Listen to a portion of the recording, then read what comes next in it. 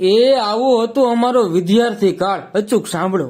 ચોપડીઓની વચ્ચે વિદ્યાના ઝાડનું ડાળું અને મોરના પીછાને મૂકવાથી અમે હોશિયાર થઈ જઈશું એવી દ્રઢ માન્યતા હતી. એના કારણે અમારો આત્મવિશ્વાસ વધતો અને કપડાના થેલામાં કે રાસાયણિક ખાતરની થેલીમાં ચોપડા ગોઠવવા એ અમારું આગવું કૌશલ્ય હતું.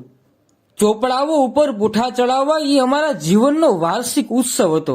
પુસ્તકો ખૂબ સારી રીતે સાચવતા, કારણ વર્ષ પૂરું થયા પછી અડધી કિંમતે પાછા બીજાને વેચી દેતા.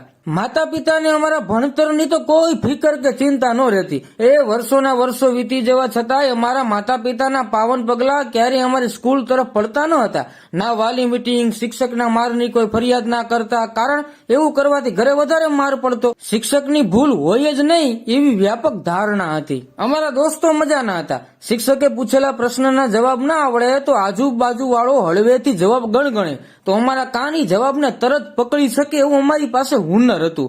આવી તો મિત્રોને મદદ કરવાની ભાવના હતી. સાયકલ લઈને જતા ત્યારે એકને દંડા પર અને બીજાને કેરિયર પર બેસાડતા. અમે આ રીતે કેટલીય મંજિલો ખેડી હતી. એ અમને આજે પણ યાદ છે.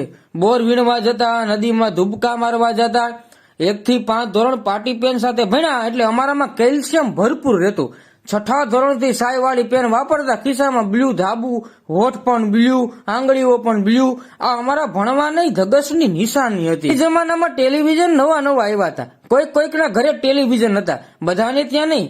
જોવા જઈએ તો કોઈ જોવા દે તો વળી ક્યારેક અમને કાઢી મૂકવામાં પણ આવતા. છતાંય અમને ક્યારેય અપમાન જેવું લાગતું નહોતું. નિશાળમાં શિક્ષકનો માર ખાતા કે અંગૂઠા પકડતા ક્યારેય અમને શરમ કે સંકોચ નથી અનુભવ્યો, કારણ એ વખતે ક્યારેય અમારું ઈગો હર્ટ નહોતો થતો. કારણ કે અમને ખબર જ નહોતી કે ઈગો કઈ બલાનું નામ છે. માર ખાવું એ અમારા જીવનની દૈનિક સહજ પ્રક્રિયાનો ભાગ હતો. મારવા વાળો અને માર ખાવા વાળો બંને ખુશ થતા, કારણ એકને એમ હતું કે ઓછો માર ખાતો અને બીજાને એમ થતું કે અમારો હાથ સાફ થઈ ગયો. આમ બંને જણા ખુશ.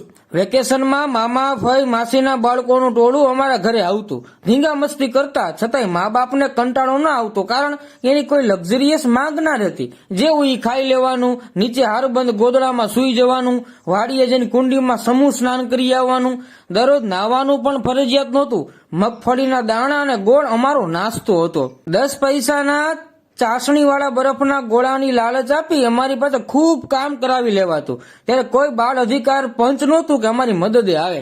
જે જીવન જીવીને અમે આવ્યા છીએ એની સામે હાલનું જીવન કાંઈ નથી સાહેબ. અત્યારનું કોઈ દુઃખ અમારા આત્મવિશ્વાસને ડગાવી ના શકે. એટલા મજબૂત બનીને અમે મોટા થયા છીએ.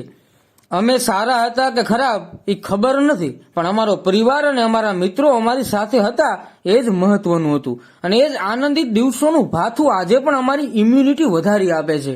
એટલે તો આજે પણ અમે રાતી રાયણ અને ગલગોટા જેવા છીએ. એ હંમેશા ખુશ રહો, મસ્ત રહો.